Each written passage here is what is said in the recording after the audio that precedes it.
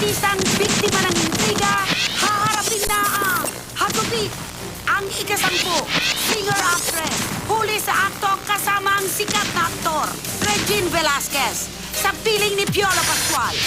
Exclusivo!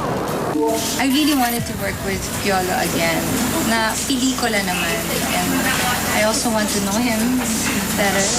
Mula sa isang madamdaming pagganap sa maalaala mo kaya, muling pagsasamahin sina Regine at Piolo sa isang higanteng pelikula. Hatid ng Star Cinema at ng Viva Films sa direksyon ni Joyce Bernal. Ang Sana Ikaw Na. Sa pagsasamang ito, muli nga bang mabubuo ang kanilang magandang turingan para sa isa't isa? It's great. It's actually, it's more than great. It's an experience kasi I never thought Regine to be so down to earth and sarap makisama. Sarap siya katrabaho because she's a pro. Siya rin eh. I've worked with him before sa TV twice. But now I'm getting to know him. We have more time to talk actually, to bond. To bond. And sarap din because nasa beach lagi. So. Matagal nang pinag-uusapan, marami na ang nag-aabang.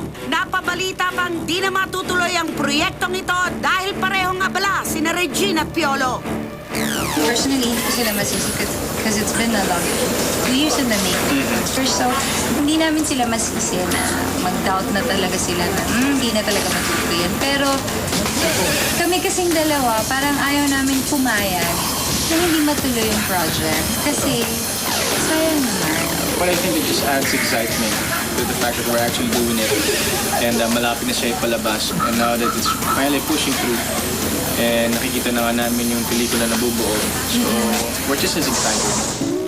Sa magandang balita na ito, siguradong marami na ang nakaabang sa maiinit na tagpo sa pagitan ni na Regine at Piolo sa pelikula. Ang dami kong ginawa dito Ang na... daming first ni Reg dito. Oo, na hindi ko pa nagagawa ever. Ever. Na parang pag pinanood to ng nanay ko. Nagtakuil daw siya. Hindi. Papalabasin ka niya. Hinala ko lang. Kaya papagalitan ka niya. Tapos sabihin ko na naman, kinumpyuter lang yan. Hindi, pero... Ano yung director? Hindi, madami akong ginawa na hindi ko alam na Paano niyo nagawa? paano ko nagawa.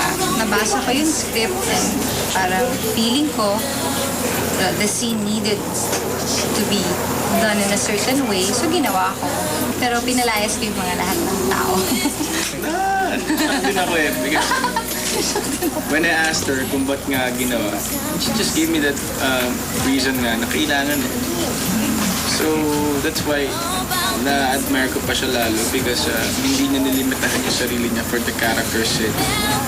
So, nakakataas ng respeto. At ang isa pang hagupit ng revelasyon, inamin ni Regine Velasquez na sa mga eksenang magkasama sila ni Piolo, hindi niya maiwasang madala sa matinding emosyon dahil sa galing ng aktor sa pagganap. I've always thought na Piolo is a good actor. I've seen some of his work. And we had to do this scene where I thought he was gonna break up with me. I wasn't supposed to cry. A movie fan talaga.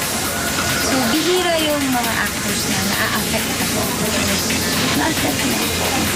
Thank you.